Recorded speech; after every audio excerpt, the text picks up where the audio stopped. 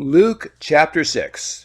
And it came to pass on the second Sabbath after the first, that he went through the cornfields, and his disciples plucked the ears of corn, and did eat, rubbing them in their hands. And certain of the Pharisees said unto them, Why do ye that which is not lawful to do on the Sabbath days? And Jesus answering them said, Have ye not read so much as this, that what David did when he himself was an hungered, and they which were with him, how he went into the house of God, and did take and eat the showbread, and gave also to them that were with him, which it is not lawful to eat, but for the Pharisees alone? And he said unto them that the Son of Man is the Lord also of the Sabbath. And it came to pass also on another Sabbath that he entered into the synagogue and taught, and there was a man whose right hand was withered. And the scribes and Pharisees watched him, whether he would heal on the Sabbath day, that they might find an accusation against him. But he knew their thoughts, and said to the man which had the withered hand, Rise up and stand forth in the midst. And he arose and stood forth. Then said Jesus unto him, I will ask you one thing. Is it lawful on the Sabbath days to do good or to do evil? To save life or to destroy it? And looking round about upon them all, he said unto the man, Stretch forth thy hand. And he did so, and his hand was restored whole as the other. And they were filled with madness, and communed one with another what they might do to Jesus. And it came to pass in those days that he went out into a mountain to pray, and continued all night to pray in prayer to God.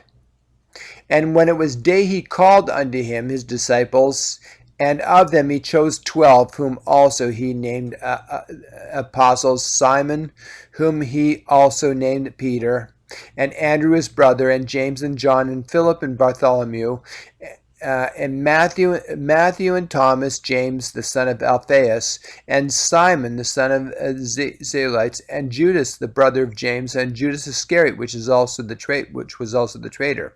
And he came down with them, and stood in the plain of the company of his disciples, and a great multitude of people out of all Judea and Jerusalem, and from the sea coast of Tyre and Sidon, which came to hear him, and to be healed of their diseases. And they that were vexed with unclean spirits, and they were healed. And the whole multitude sought to touch him, for there went virtue out of him, and healed them all. And he lifted up his eyes on his disciples, and said, Blessed be ye poor, for yours is the kingdom of God. Blessed are ye that hunger now, for ye shall be filled. And blessed are ye that weep now, for ye shall laugh. Blessed are ye when men shall hate you, and when they shall separate you from their company, and shall reproach you, and cast out your name as evil, for the Son of Man's sake. Rejoice ye in that day, and leap for joy, for behold, your reward is great in heaven. For in like manner did their fathers unto the prophets.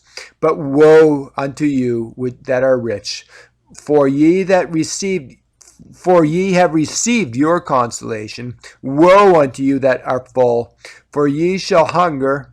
And woe unto you that laugh now, for ye shall mourn and weep. And woe unto you when all men shall speak well of you, for so did their fathers to the false prophets. But I say unto you which hear, love your enemies, do good to them which hate you, bless them that curse you, and pray for them that despitefully use you. And unto him that smiteth thee on one cheek, also offer also the other. And him that taketh away thy cloak, forbid not to take thy forbid not to take thy coat also. Give to every man that asketh of thee, and of him that taketh away thy goods, ask them not again. And as ye would that men should do to you, do ye also to them likewise. For if ye love them which love you, what thank have ye? For also sinners also love those who love them. And if ye do good to them which do good to you, what thank have ye? For sinners also even do the same. And if ye lend to them of whom ye hope to receive, what thank have ye? For sinners also lend to sinners, to receive as much again. But love ye your enemies, and do good, and lend, and hoping for nothing again, and your reward shall be great.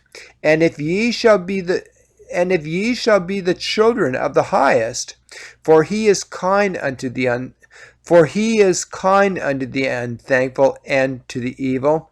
Be ye therefore merciful, as your Father also is merciful. Judge not, and ye shall not be judged. Condemn not, and ye shall not be condemned. Forgive, and ye shall be forgiven. Give, and it shall be given unto you. Good measure, pressed down, and shaken together, and running over, shall men give unto your bosom.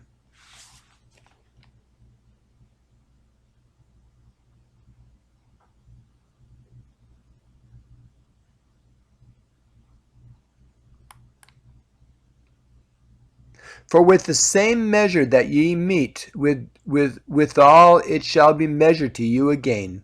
And he spake a parable unto them. Can the blind lead the blind? Shall they not both fall into the ditch? The disciple is not above his master, but every one that is perfect shall be as his master. And why beholdeth thou the mote which is in thy brother's eye, but perceiveth not the beam that is in thine own eye? Neither how canst thou say to thy brother, Brother, let me pull out the mote that is in the eye, when thou thyself beholdest not the beam that is in thine own eye? Thou hypocrite!